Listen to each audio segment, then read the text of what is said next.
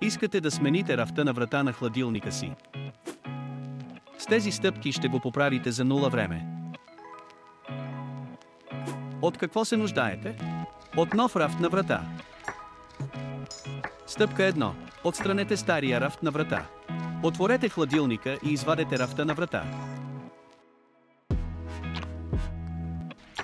Стъпка 2. Поставете новия рафт на врата.